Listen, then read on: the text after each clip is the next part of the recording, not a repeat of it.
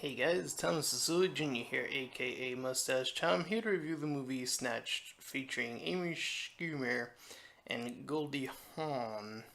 Sorry if I mispronounced those names, but it's fine. It'll be fine. Anyways, this movie features a young daughter and her mother, and the young daughter wants to go on this vacation to South America, and things are not looking her way as she's fired from her job and broken up from her boyfriend. And when she asks her mother to go, she has to convince her through any means possible. And then they end up in Colombia. And from there, they are snatched, snatched away by this big gang lord guy. I don't think we ever get his name, but they essentially do a bunch of stuff, and then they get him even more and more angry. They killed some of his family members. It's like, oh, we're supposed to be rooting for this innocent killer girl, I guess, but it's fine because the bad guys are being bad or whatever. In the meantime, their brother, or her brother, I should say, is trying to get them and is constantly calling this USA guard. And the USA guard is constantly doing this thing where he's like, I don't care, just do whatever, just don't call me. So, this movie has some moments like how Emily learned to defend herself. They used the means of capoeira, which that makes sense, I guess, to have that shown earlier and then have that be more sufficient later on. But then again, she was like drunk when she learned that, so I don't know if you would remember something like that if you were drunk, but I guess she did, so that came into much good use later. Anyway, what came into even more convenient use is that the mom gave her accidentally a dog whistle, which was supposed to be blah blah blah blah, a rape whistle, and they use it earlier on in the movie, and then ends up calling this random dog that just happens to be there.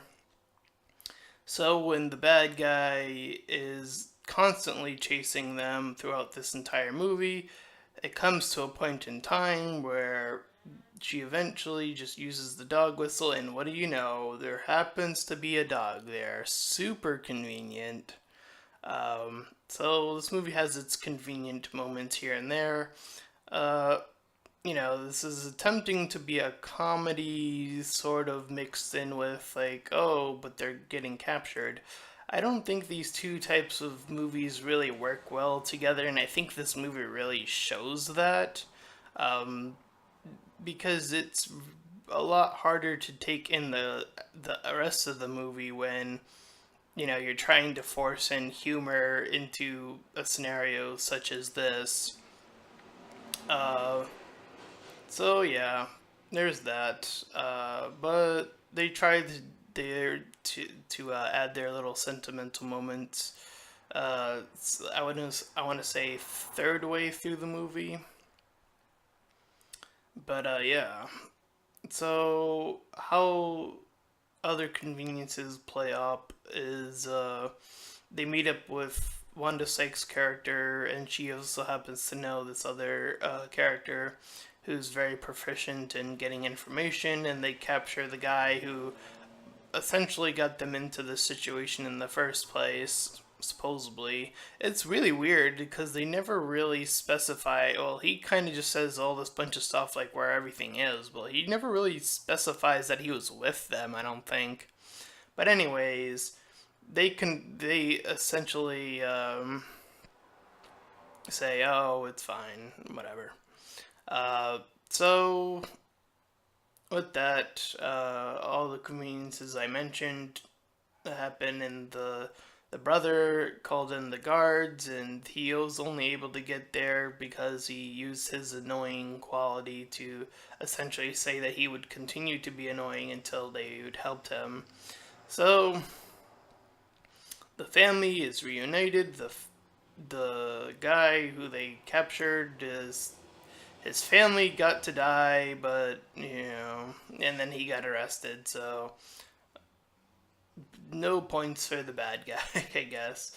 Anyway, it's kind of silly that they would only, I don't know, maybe the money transfer, I don't know how much $10,000 would mean in Colombia, so maybe that's a lot over there, I assume.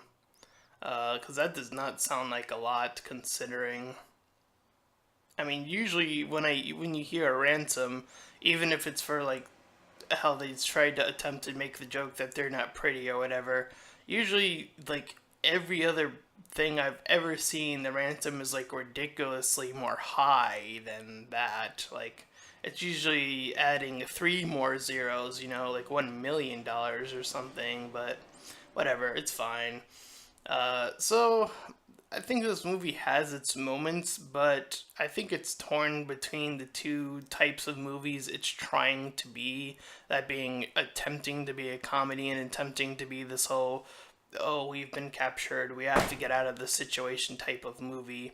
So I think I would give it a 5 out of 10. It does have its moments, but they tend to interestingly more lean toward when the movie's trying to be a bit more serious.